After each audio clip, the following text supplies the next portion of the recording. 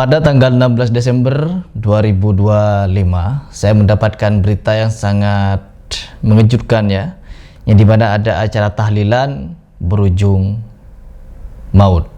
Tapi memang di Indonesia ketika kita memberikan edukasi tentang bahayanya takhayul bid'ah dan khurafat, akan ada mulut-mulut yang membelanya dengan cara apapun, bahkan dengan cara yang konyol, mengatakan ini adalah tradisi budaya yang tidak bertentangan dengan syariat dan perlu kita lestarikan, kita jaga. Karena apa? Menyatukan. Dan memang benar teman-teman, ketika kita mendakwahkan tauhid, mendakwahkan sunnah, dulu Nabi SAW saja ketika mendakwahkan Islam ini diteriaki penyihir, diteriaki pendusta, diteriaki penyair, bahkan ditolak, diusir, diludahi, difitnah dan lain sebagainya. Dan memang itulah dakwah tauhid. Lawannya tauhid adalah syirik, lawannya sunnah adalah bid'ah. Dan begitu pun yang ada di Indonesia, ketika kita memerangi hal-hal seperti ini, takhayul, bid'ah, khurafat dan syirik, kita akan diteriak-teriaki wahabi-wahabi. Dan apakah kita harus takut dengan teriakan itu? Ya tidak perlu teman-teman. Karena apa? Memang bid'ah akan menyusahkan. Perhatikan di kampung-kampung, apabila ada sanak famili yang meninggal,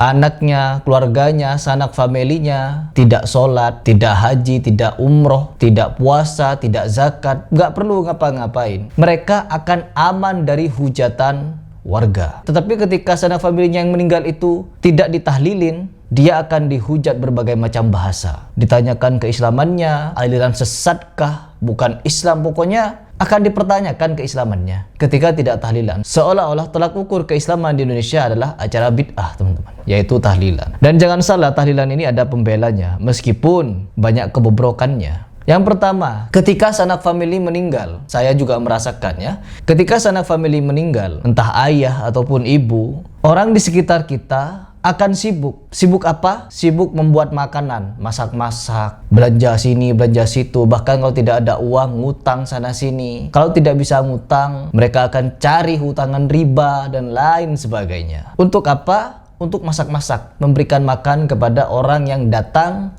melayat. Ini adalah kebobrokan yang saya maksud. Bahkan tidak berhenti sampai di situ. Untuk melaksanakan ritual tahlilan ini, saking tidak punya uang, rela melakukan tindakan kejahatan teman-teman. Dan tidak berhenti sampai di situ. Ada berbagai macam berita yang dimana sanak famili yang ingin melakukan tahlilan 40 harian, 100 harian, 1 tahun, haul dan lain sebagainya itu berani melakukan tindakan kriminal. Dan baru-baru ini ada satu berita yang dimana ini harus menjadi pembelajaran ya teman-teman. Ketika ada orang melakukan tahlilan, para jemaah yang mendapatkan berkatan dari tahlilan keracunan. Bahkan ada satu yang sampai meninggal dunia. Ini dari jatimnow.com. Puluhan orang di Lamongan keracunan berkat tahlilan, 1 korban dilaporkan meninggal. Puluhan warga mengalami gejala keracunan meliputi mual, pusing, diare usai menyantap bingkisan makanan dari acara tahlilan.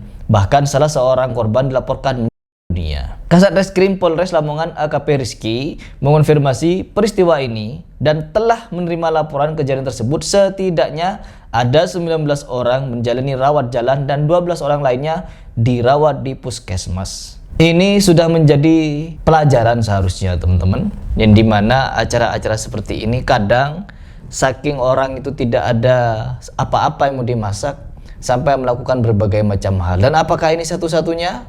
Oh tidak ya, tidak teman-teman. Ini berita yang lain dari Kudus. 105 orang jadi korban keracunan massal makanan berkat tahlilan di Kudus. Ini di Kudus dan kejadiannya tahun 2024 Mei. Sama tanggalnya teman-teman. Kalau yang awal tadi 16 Desember, sekarang 16 Mei 2024. Sejak Selasa 14 Mei 2024 pagi hingga malam, warga desa Bulung Kulon keracunan massal setelah makan berkat dari tahlilan. Orang meninggal pada Senin 13 Mei 2024 malam. Korban keracunan massal dari makanan berkat tahlilan di Kudus, Jawa Tengah terus berdatangan ke sejumlah rumah sakit. Tercatat sebanyak 105 warga alami keracunan dengan 76 orang dirawat inap dan 29 orang diantaranya rawat jalan. Ini sudah menjadi bukti teman-teman, teguran dari Allah Subhanahu wa taala yang dimana untuk melakukan melakukan acara-acara ritual yang tidak ada tuntunannya dari Nabi Shallallahu Alaihi Wasallam, bahkan menjurus kepada bid'ah, keyakinan-keyakinan yang tidak sebenarnya ada dalam Islam. Ketika 7 harian, 3 harian, 1 harian, arwah si mayit pulang ke rumah, bahkan sampai dibawakan lagu itu oleh Miftah, saben malam Jumat orang kuburan pulang ke rumah. Lanjut ngaji apa sholawat? Ya sholawat. HP-nya semua diangkat, flashnya dihidupkan. Sallu ala Nabi Muhammad. Wa sholli alaihi. Sholli wa salim daiman ala mada. Bareng-bareng saben malam Jumat ali kubur mulih nang omah kanggo njaluk donga wacan Quran najan sakalimat.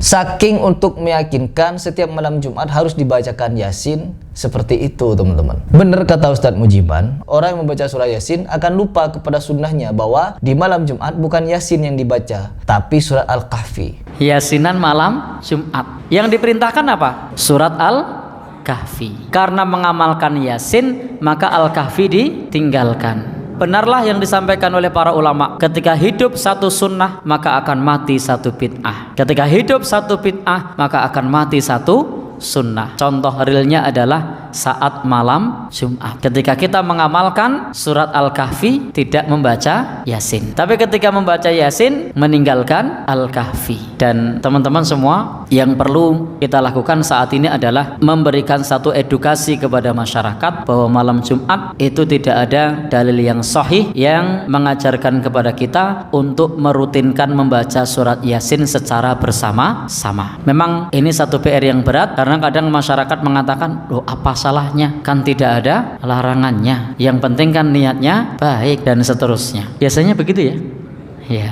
Maka apa yang kita lakukan kalau jawabannya seperti itu? Ini bukan soal pandangan manusia ini baik atau tidak, tetapi ini soal matinya sunnah membaca surat Al-Kahfi. Amalkan saja apa yang sudah disunnahkan oleh Nabi kita Shallallahu Alaihi Wasallam. Memang betul istilah dari ulama, orang yang menghidupkan bid'ah akan mematikan sunnah, dan orang yang menghidupkan sunnah akan mematikan bid'ah. Dan fenomena seperti ini teman-teman harus kita jadikan edukasi kepada umat, bahwa apapun yang kita lakukan, perhatikan ketika mereka membacakan surat Yasin itu kan bagus, membacakan tahmid, tahlil, takbir itu kan bagus, ada tuntunannya dari Nabi Sallallahu Alaihi Wasallam, bahkan anjuran untuk kita membacanya. Namun teman-teman, rentetan, urutan, susunan bacaan hari-harinya 7 hari, 40, 100 ribu, setahun, untuk menentukan hari-hari ini dan menetapkan bacaan-bacaannya seperti ini, seperti itu butuh dalil. Agama ini dibangun atas dalil. Bacaan dalam sholat pun tidak bisa kita tambah dan kurangi. Kenapa? Itu sudah ada tuntunan dari dalil. Ketika kita takbiratul ihram yang dibaca ini, ketika kita ruku baca ini, ketika itidal bacanya ini, ketika duduk di antara sujud ini, ketika sujud ini yang dibaca, semuanya sudah ada dalilnya, ada tuntunannya, tidak boleh ditambah dan dikurangi. Apalagi kita bikin